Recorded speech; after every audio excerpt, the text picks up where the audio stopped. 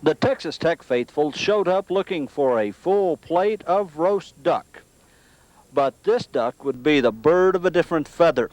From the University of Oregon in the Northwest came the big and tall and tough Oregon Ducks.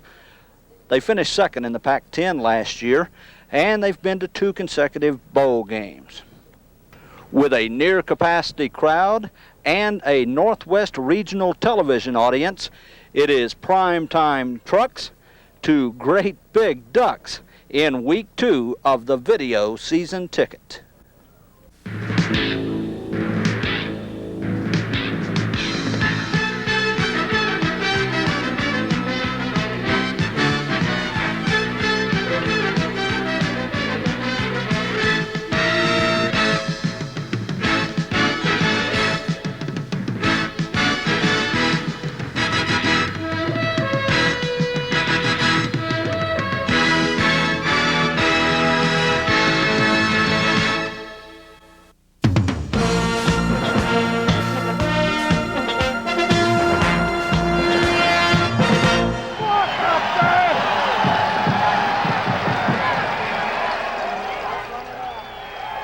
Welcome to Jones Stadium, where a strong wind caused Oregon to kick off to Tech, and so the Red Raiders take over on the first play. Anthony Lynn along the left sideline. That good for a good gain of 9. 2 plays later, though, the drive stalls, and Mark Bounds to punt. Watch what this kid does on the day. Ends up with almost a 48-yard punting average.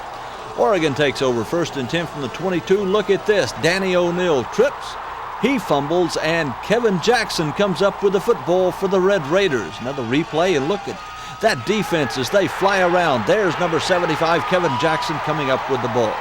Texas Tech takes over at the 20. And they're excited on the Red Raider side of the field as the Red Raiders come up with the football at the Oregon 20.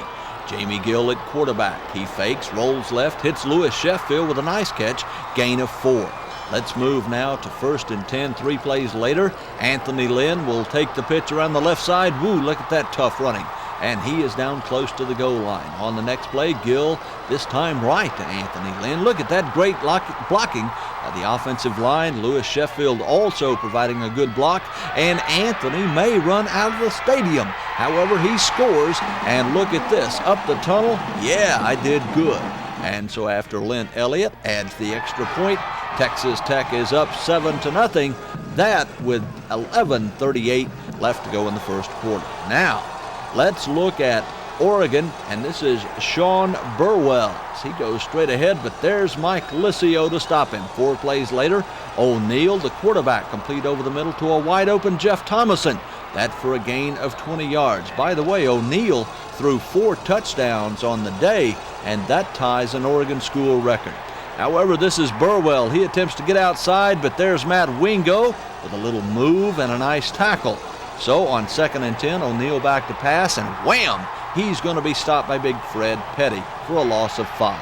3rd and 15 from the 45. O'Neill to pass, complete along the right sideline to Anthony Jones. Brian Dubisky on the tackle for a gain of 18. 3 plays later, O'Neill rolls left, completes the pass in the end zone to Jeff Thomason. That good for the tying touchdown after the extra point. So 7:01 left in the first quarter, 7-7 all tied up.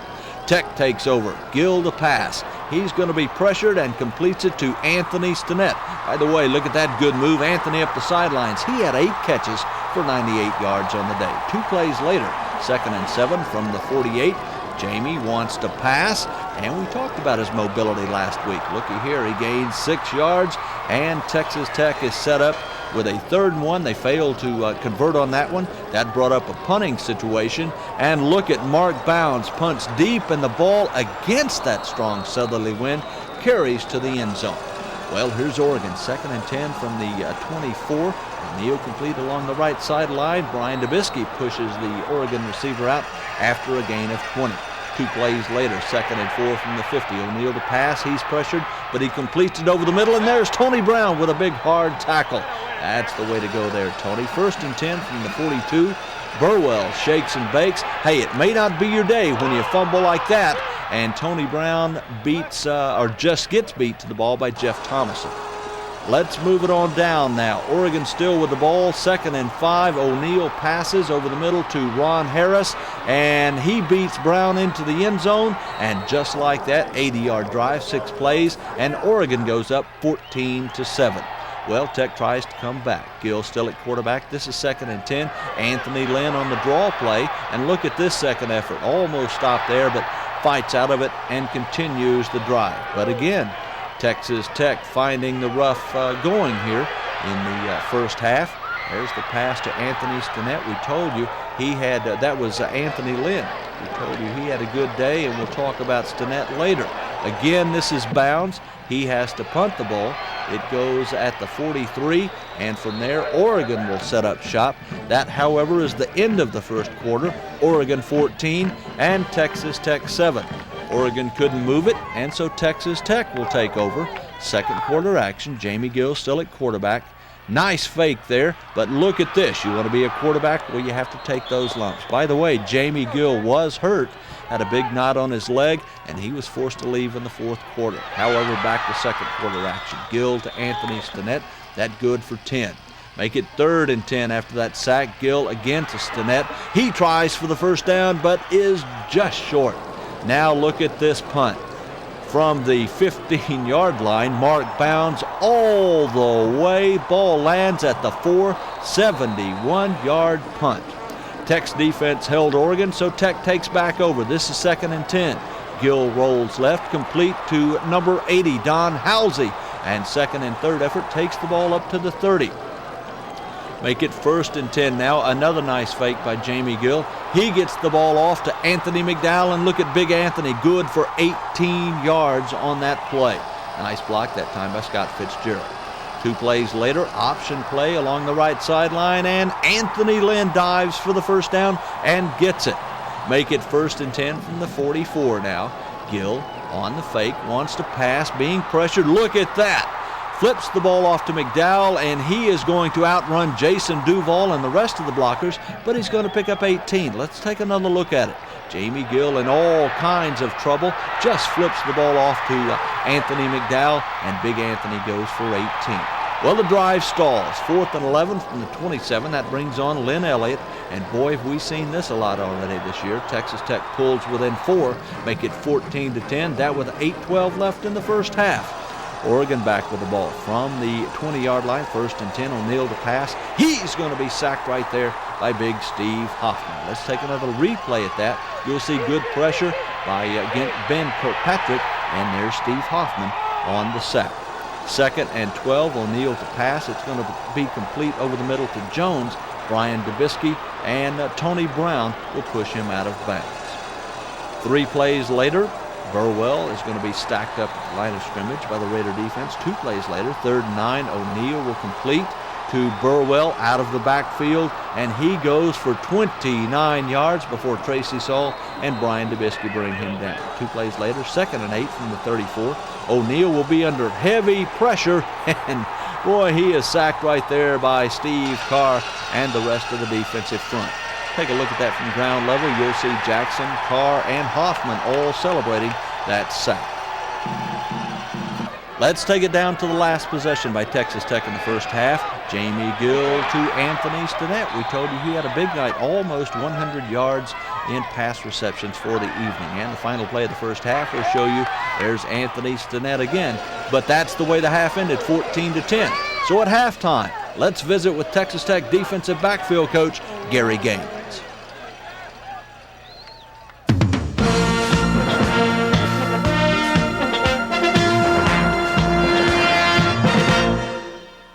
I thoroughly enjoyed my first year at Texas Tech. I think one of the best things about Texas Tech is the staff that we have here and the type of athletes that we've recruited. We've got some great student athletes that are very interested in getting an education. They're very coachable. They all come from great high school football programs, and our staff is just really great. There's no egos. Everybody feels comfortable around each other, and it's a great working situation. No, I'm impressed that even after 4 and 7 years, you guys went out and brought some pretty good kids in here. Well, I think we've got a good product to sell. Even though we had a disappointing year in 1990, we did recruit well. We had some recruited some outstanding student athletes, and some of them are going to have a chance to play this fall. Tell us where you're going to be recruiting. Where can the folks look for you? I recruit West Texas, I recruit the Panhandle, I recruit part of Eastern New Mexico, and occasionally we'll have an out-of-state kid up in Colorado. I had a recruit up there last year, but predominantly in the Lubbock, Amarillo, Odessa, Abilene area. One or two things you sell when you go out to talk about Texas Tech? Well, I sell Texas Tech. I think it's a great university as far as the options they have available to them to get an education. We've got a well-rounded curriculum. We've got an opportunity to play for some outstanding football coaches and to play with some outstanding football players. Not only outstanding football players, but some outstanding people to play with.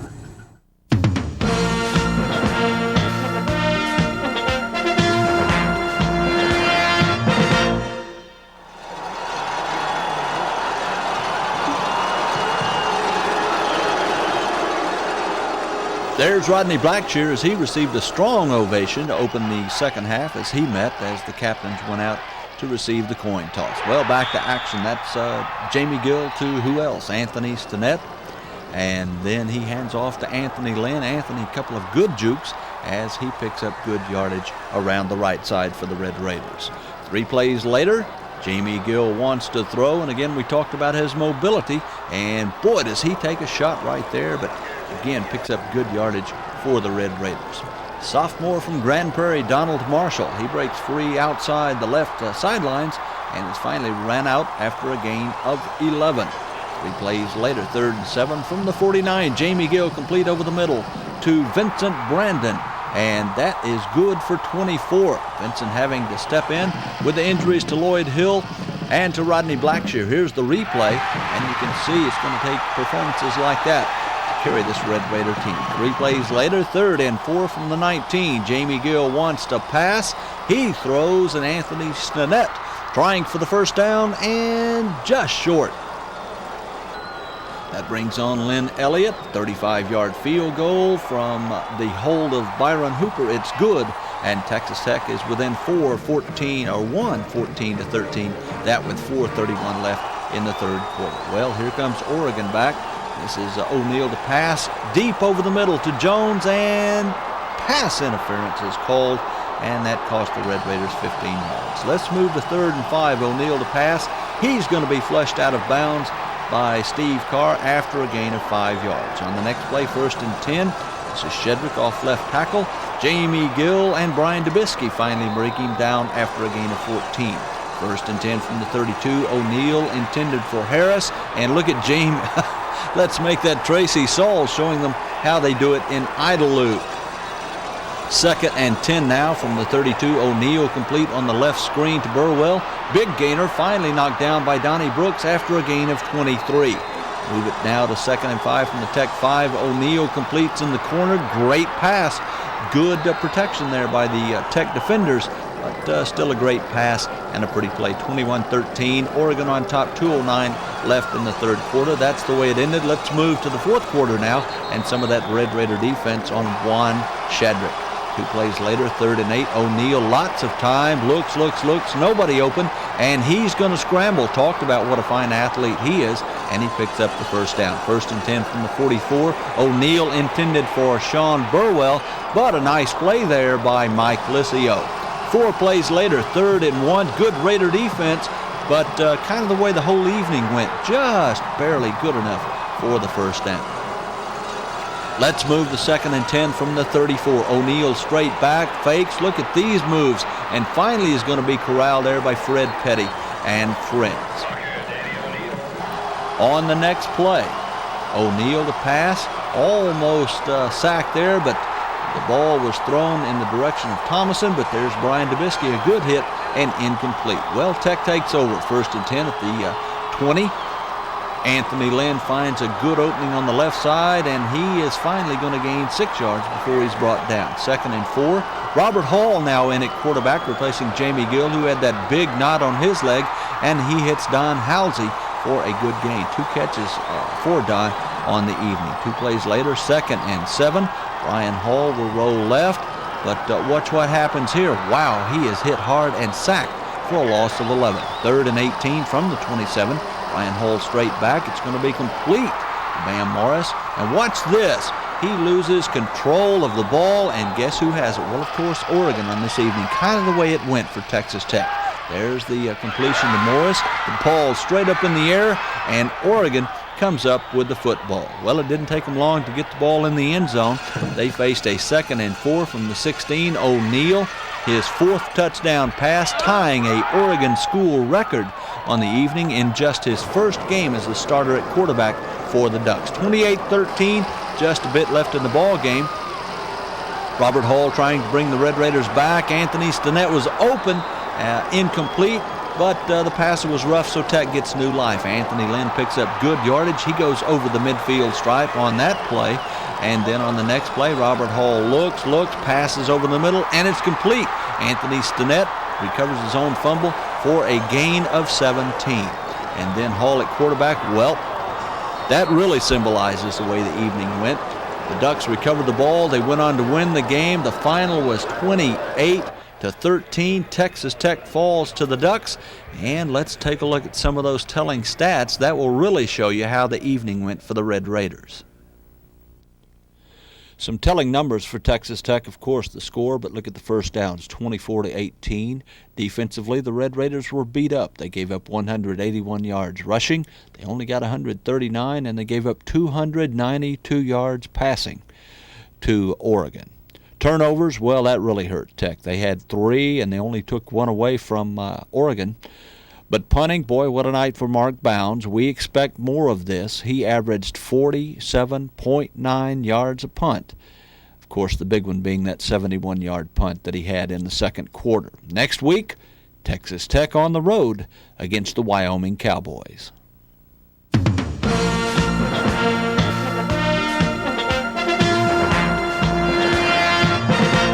Oregon's got a good football team, Eddie. I don't think there's any question about it. Dadgummit, it's hard to lose. You hate to lose. We had a lot of opportunities. We had some momentum in the fourth quarter. We were down 8 points. Well, we were down 1 point for a while, and then we were down 8 points, and looked like we were going to get back in the football game. We just couldn't quite make the plays you got to make in order to do that. When you play a team that's physical and well coached as Oregon, they just don't give you much, I'll tell you. And anything they give you, you better take advantage of it. And we had 1 fumble early in the game. We got a touchdown out of it, and that's about all they gave us. The rest of the night it was a struggle. And but just like I told our players a while ago, the good news, bad news. The bad news is we just didn't make the plays necessary in order to win. And the good news is that we've got a lot of games left we can learn to make those plays. And we made a lot of great plays, but the few that it boils down to, we just couldn't quite get it done, and that's a little disappointing. Nice quarterback, number 16. Did he hurt you, or was it just my perception out there that he hurt you getting outside? No, he broke containment 3 or 4 times. This is late in the football game when we really had a chance to hang in there, and when we were down 8 points, his scrambling killed us. We lost containment numerous times, and when you do that, you know, it just it's hard to win. And you know, he made the first downs, and he made them by this far some, and he did what he had to do to win. And just like I said a while ago, you know, football is a team sport, and it's great enthusiasm. It's everybody playing together. And it's all this, but it really does boil down to occasionally you've got to make the plays. You have got to individually. You're on an island, and just like old Lynn Elliott's got to go make the kick, and you got to make the catch, and you got to make the tackle and knock the pass down, and we had too many opportunities tonight that we didn't make them. And this is, you know, therein lies our problem, and we just got to get better at it. That's what we've got to do. There's you say why, and you know, a large part of it's due to Oregon. They've got good players. They made a lot of plays when they had to, and we've got to perform better. Did you feel in the first half that you were, you know, right there? Obviously, you were playing them lick for lick, toe for toe for most of that first half. You felt like you're obviously in the ball game at halftime. Oh yeah, we definitely thought we were in the game. We made some mistakes, but like I said, then we came back out and we started driving the ball, and then there we go again. We shoot herself in the foot again. So Fumbles. Man, I can't remember the last time you guys put the ball on the ground this many times. yeah, it was a big change from last week. We didn't give up any fumbles last week, and we gave up quite a few tonight. But we're just gonna have to work a lot harder. Come back next week for Wyoming. No, I don't think Burwell. We really weren't keen on anybody. We knew the quarterback was a good scrambler and a pretty good passer. You know, if you gave him some time, we were trying to put some pressure on him. And I think the main concern was their big guys up front. We were, trying to outquick them because they outweighed us so much. And you can't key on any one player, but he's a good back, and he gave us a few problems too. The offensive line was bigger, but they weren't that big of a factor like everyone thought. Now that we faced a big line and showed people, we can go with the big people. We're all right. We're bouncing back. Everybody's a little bit down right now because of the loss, but like I said, that's one down. We've got a lot of football left to play. Somehow they took the home crowd out of this thing. You had the home field advantage. It seemed like a lot in the first, and you know what I'm saying. In the second half, it got a little tough. It did. It's really hard for us to notice out there in the field. We're just trying to play solid football. I don't think we noticed it much, but they were a good football team. You can't take anything away from them. They had trouble winning on the road last year, but they come in here, and that certainly didn't show at all. Yeah, they did a good job. Like I say, I thought we had a lot of big plays, a lot of big passes that really hurt us. And when you've got those, that's tough to come back from. Like I said, we're going to be all right. We were playing defense tonight. We just didn't play up to our ability tonight, like we know we can. We just didn't play like we always have. Okay. But he's a good quarterback. A lot of times you had good coverage, but the passes were right in there where they needed to be. Oh, yeah. He's a good scrambler, and he can throw on the run. And we have coverage for a little bit, and as soon as he breaks out of the pocket and runs, he can hit the receivers on the run. We had too many close calls and too many opportunities that we just didn't quite get it done on. And this is disappointing, and that's, they're just a little here and a little there late in the game, and we're right back in the middle of things. And we just got to learn how to do that. Gosh, I hated to see those turnovers, didn't you? Yeah, I really do. We said in the very onset that there's 2 or 3 things key to us winning. And one is we got to make improvement each week. 2 is we cannot turn the football over. And 3 is we got to convert on third down on defense. We really do. We got to play the kicking game all right, and we did that tonight. Played the kicking game fine, but we just, they went. There was a spell there when they completed, a great number of passes in a row on us early in the game, and the first 2 touchdowns. I don't know that we ever stopped them on third down. We didn't. That's obvious, and we've got to make those plays if we're going to be any good, and we will. Let's talk about the positives, though. What do you see for bright lights tonight? Well, I saw a lot of good things. I thought our line blocked good at times against a really good defensive line. I thought Anthony Lynn ran good. I thought Jamie Gill played a fine ball game. He had a lot of heat on him. He had a lot of knots on his head out there, and he did a great job. Thought Lynn Elliott kicked good. Our defensive line did an excellent job against the run. They had a hard time running. Their forte, they made 260 yards rushing last week. And they really tried a lot. And we did a real decent job on the run. We made a lot of big plays. The worst thing that we did is we lost containment on passing downs, and we just didn't play very good pass defense throughout the course of the evening. And we've got to get better at that. We've done better than that, and we can do better than that. But there were, I thought Mark Bounce punted good. I thought the snaps were good tonight. The holds were good.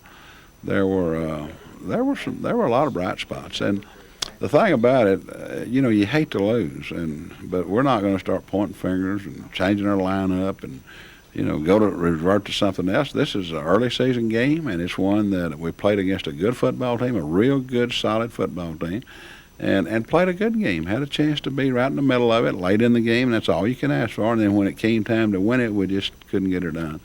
So we're gonna try to dwell on the positives and try to improve on the negatives, and see if we can't get ready to play a real good Wyoming team next week. Now, let me tell you something about Wyoming. Wyoming doesn't sound, they don't sound like Notre Dame either, just like Oregon does. But Wyoming is hard to beat in Laramie, Wyoming. And I've been there before, and we're going to be playing on a real slick grass field, and we're going to be playing against a wild bunch of son of a guns. Now, I'm telling you, and they'll come to play, and we better get ready, or we'll get another knot on our head. I'll tell you. what type of team will they be? They'll be wild and woolly. They'll be, they'll rush people. They've got a lot of team speed. They'll have no backs. They'll have receivers all over the field. They'll throw it. They'll run it. They'll run draw screens. They really are wide open. And of course the WAC conference is wide open all the way anyway. And so it'll be interesting to see just exactly how we respond. Final question. In preseason, we talked about building a good program here. And, I was watching on TV today. There are teams. Oregon's one of them. They're building a team. They're not a national name. Louisville, they're not a national name. And they've come in a hurry. Yeah, they really have. Rich Brooks has been in Oregon 15 years, and he went through years there where they had no chance. They were horrible. And, boy, he has just methodically and just systematically developed a good football team. And I'll tell you something, and this sounds stupid to say this really, but I like to play teams like that. I mean, they're well coached, they're poised, they're really good teams, and we just got to get where we can beat them, and we will. Our guys played hard. I cannot question the effort on anything, Eddie. The effort was there, the enthusiasm was there, they hung in there, they didn't quit. We just didn't make some plays, and we got to get where we can. Well, that's week 2 of the Video Season Ticket, everybody, and we certainly thank you for joining us. I want to take just a minute. A lot of you have called in the last couple of weeks and asked, well, how's it going?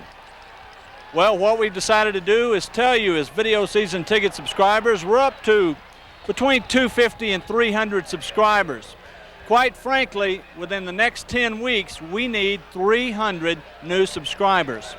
So what we're going to do is go to Red Raider Club meetings around the state, and we're asking everybody, we need everybody that can to buy a season ticket subscription. If you know someone, ask them to buy a video ticket subscription. We need to get the numbers up for a couple of reasons. Money goes into the athletic department, and number 2, total number of subscriptions will bring in corporate sponsors, and that is more money for the Texas Tech football department. So I guess I'm asking you, the Video Season Ticket family, to help me. If you've got a Red Raider Club meeting around the state, call me and invite me. I'll be there and I'll talk to your group. Or if you know someone, for example, we knew one of our subscribers has 12 or 15 Red Raider fans in Kerrville, and they all borrow the tape. If you would ask them each to subscribe, we'll get that 300 total subscriptions that we need the rest of the way. I'll keep you posted, and I'll let you know as the season goes along how we're doing. But I want to tell you that we really need your help, and I want to thank you in advance. Well, that's week 2. We thank you for your time, and we'll see you next week on the Video Season Ticket.